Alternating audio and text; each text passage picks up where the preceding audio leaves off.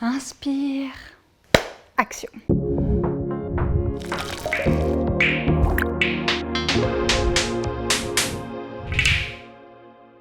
Aujourd'hui, nous vous parlons d'une transition vers une alimentation plus végétale. Premièrement, cette question très individuelle peut paraître anodine, mais elle revient souvent dans notre communauté, dans les questions que vous nous posez. Et puis, c'est une question très importante, non seulement au niveau santé, mais aussi écologie, au niveau éthique. Et loin de nous, la volonté de vouloir nous positionner en tant que donneur de leçons, la vérité, encore une fois, n'est pas unique, n'est pas absolue, mais on avait à cœur de vous donner plusieurs conseils pour pouvoir effectuer cette transition sans vous frustrer, sans non plus vous paraître gêné, sans souffrir. Alors voyons donc quels sont tous ces bons conseils qu'on peut vous donner sans nous mettre à dos les uns les autres.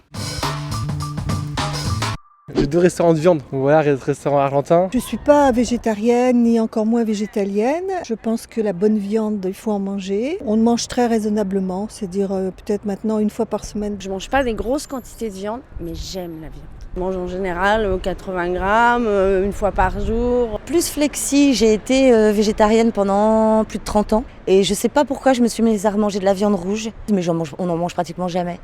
L'alimentation est un sujet brûlant qui anime bien souvent les passions. Nous passons la plupart de notre temps à manger, plaçant ainsi la nourriture au centre de nos vies. Manger est désormais une activité sociale, un moment de partage et de plaisir, c'est plutôt positif d'ailleurs. Il est donc difficile de ne pas s'en apercevoir lorsque quelqu'un s'alimente différemment. Et oui, on a tendance un peu à regarder ce que fait le voisin. Vous allez sûrement penser vous-même ou entendre plein de phrases du type « Moi, je pourrais jamais me passer fromage. Le lait, c'est important pour la croissance. Nous avons tous besoin de viande pour avoir notre apport quotidien en protéines. Je suis écolo, mais je soutiens les éleveurs responsables. Mais tu manges quoi du coup ?» Eh bah oui, nous avons tous nos biais cognitifs pour défendre nos comportements, même s'ils sont souvent irrationnels et d'autant plus sur la nourriture d'ailleurs. D'une certaine façon, en remettant votre façon de vous nourrir en question, c'est également vos choix de société que vous questionnez, ainsi que vous l'ayez voulu ou non, cela crée presque automatiquement une situation d'attaque-défense. La réaction des autres peut être perçue comme étant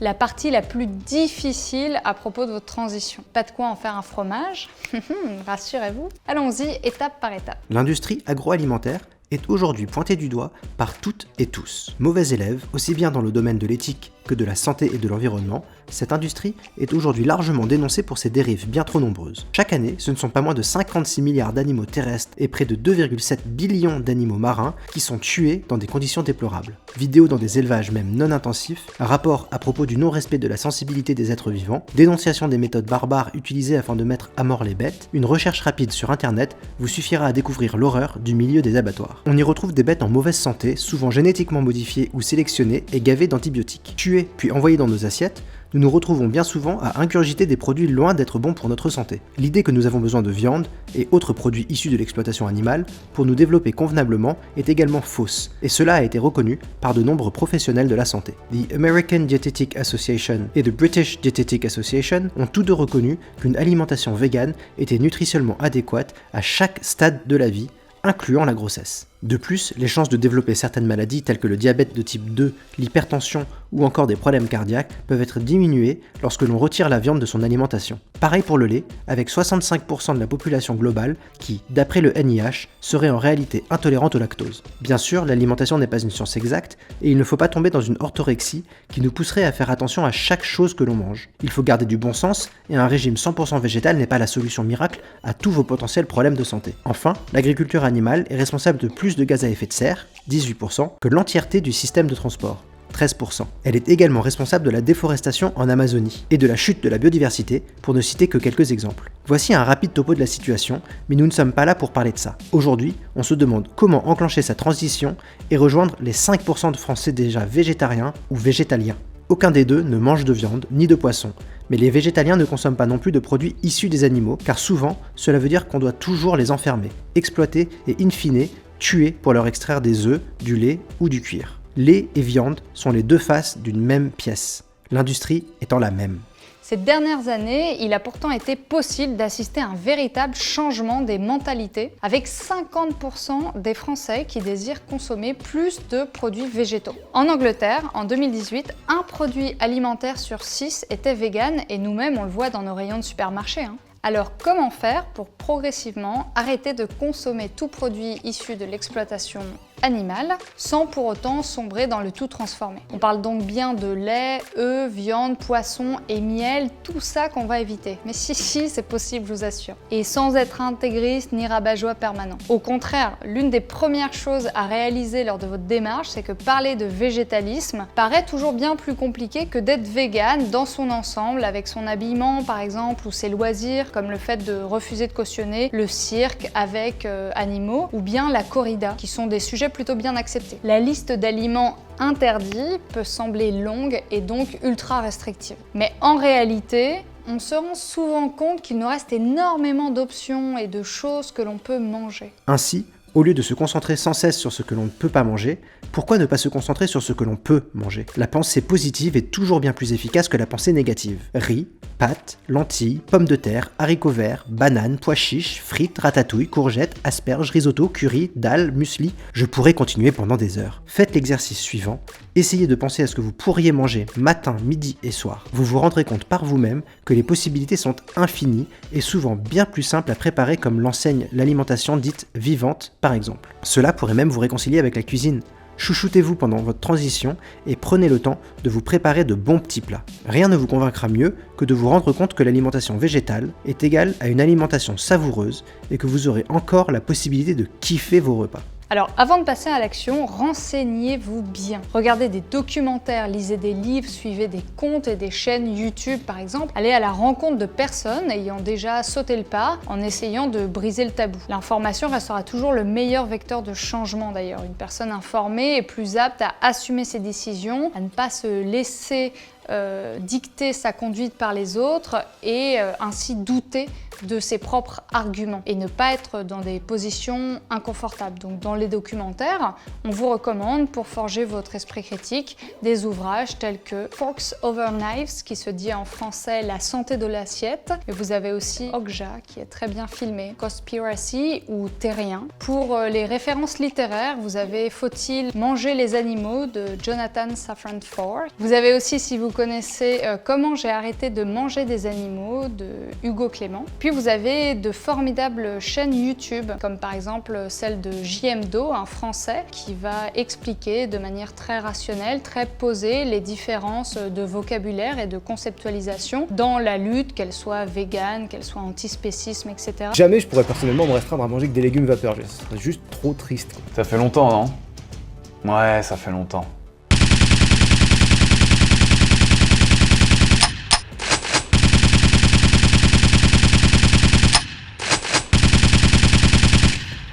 On a compris. Évidemment, le site internet de l'association L214 qui fait référence maintenant et qui s'est fait connaître via des vidéos en abattoir assez choc. Vous avez aussi le site viande.info ou bien Vegan Pratique. Et vous avez des associations locales que vous pouvez aller consulter comme l'association Vegan de France. Oui, renseignez-vous, mais ne prenez pas non plus la chose trop au sérieux. N'attendez pas d'être un expert sur le sujet pour vous lancer, sinon vous ne le ferez jamais. Des fois, il faut savoir se jeter à l'eau et prendre les choses telles qu'elles viennent. Écoutez-vous, seul avec vous-même, sans personne pour vous juger. Vous découvrirez de nouvelles raisons, de nouvelles recettes, de nouvelles informations et de nouveaux arguments au cours de votre transition. C'est comme pour tout dans la vie. N'ayez pas peur de ne pas tout savoir. Ne soyez pas trop dur avec vous-même. Allez-y étape par étape. N'oubliez pas que c'est une décision personnelle pour le moment et qu'il n'y a pas de règles à suivre. En fait, ça dépend de chacun. Vous ne devez pas tout changer du jour au lendemain et la décision que vous prenez, dans tous les cas, elle n'est pas irréversible. Certaines personnes arrivent à le faire d'un coup et c'est tant mieux pour elles et d'autres ont besoin de paliers. Et puis d'ailleurs, c'est mieux pour exercer votre esprit critique. Vous pouvez commencer par vous passer de produits animaux pendant une semaine, puis un mois, et ainsi de suite. Et vous n'êtes pas obligé de vous passer de tout produits animaux aussi. Encore une fois, réfléchissez à ce qui fait sens pour vous. Et justement, Beaucoup d'initiatives existent déjà pour vous accompagner dans votre changement de vie. Quel est votre frein principal au passage à l'action? Le manque de temps? De connaissances? D'accompagnement sur vos comprimés de B12, cette vitamine essentielle qu'on ne trouve malheureusement plus que dans les produits animaux qui ont été supplémentés? Vous pouvez d'ores et déjà rejoindre des programmes tels que le Veggie Challenge des L214 sur l'excellent site Vegan Pratique qui vous propose un suivi quotidien pendant 1 mois. Une série de mails avec des recettes, des ressources et des petits messages d'encouragement. Il vous rappelle que vous n'êtes pas seul dans votre démarche et pourquoi il est bon de remettre en question l'industrie alimentaire d'aujourd'hui. Vous pouvez également vous rendre sur l'appli VegUp. Pas besoin de vous accoler une étiquette comme vegan si vous ne voulez pas le revendiquer. Cela a malheureusement tendance à créer une situation de conflit. Je suis vegan et vous ne l'êtes pas. Nous ne sommes pas du même groupe. Alors du coup, pourquoi ne pas dire à la place, je mange ou j'essaie de manger 100% végétal, voilà, sans vous prendre la tête. Et à ce moment-là, vous parlez de votre alimentation et non de votre personne. Ça ne vous définit pas. Pas besoin non plus d'avertir tout le monde de ce que vous êtes en train de faire parce que cela rajoute une pression sur vos épaules qui n'est pas nécessaire et qui bien souvent n'est pas saine, même si ça peut vous challenger. Votre transition, dans tous les cas, vous la faites comme vous pouvez, comme bien souvent, comme le zero waste, comme l'anticapitalisme, comme beaucoup de situations qui sont jamais aussi évidentes à mettre en pratique qu'à revendiquer. Je pense que c'est pas mal déjà pour un début. Là, je suis bien d'accord, la voix. Commencez déjà par là et prenez les choses telles qu'elles sont. Écoutez-vous, faites-vous confiance et, comme cette fameuse phrase un peu cucu, soyez le changement que vous voulez voir dans le monde. Bon, en clair, n'ayez pas peur d'incarner vos idéaux. Vu le bordel dans lequel on est, il est temps de s'y mettre tous ensemble et cela ne relève pas seulement de l'individuel. Dans tous les cas, rien ne sera résolu au niveau santé, écologie et éthique sans un bouleversement total des systèmes d'oppression à l'œuvre, que ce soit capitalisme, patriarcat, extractivisme et j'en passe. Alors unissons-nous, prenons soin les uns des autres et surtout, faites du beau. 1. Renseignez-vous, exercez votre esprit critique. C'est toujours la première des choses avant tout nouveau régime ou tout nouveau militantisme ou conviction. 2. Allez-y doucement, par étapes. Rome ne s'est pas construite en un jour, pas plus que la transition vers un monde idéal ne sera faite en 1 semaine. Donc allez-y mollo. 3. Soyez indulgents avec vous-même. Comme pour la transition écologique dans son ensemble, que ce soit pour le zero waste, que ce soit pour les manifestations, que ce soit pour les communes, pour s'entraider. Voilà, dans tous les cas, on a besoin de s'écouter aussi, parce que sinon on risque d'abandonner trop vite. 4. Renseignez-vous sur la B12, une vitamine essentielle dont on n'a pas trop parlé ici et dont vous avez peut-être besoin dans votre transition. 5. Armez-vous face aux remarques plus ou moins agréables de votre famille, de vos collègues qui, de manière plus ou moins lourde, vont essayer de vous détourner un petit peu de votre transition ou bien de retourner vos arguments. Donc allez vraiment vous renseigner pour être bien solide dans votre conviction.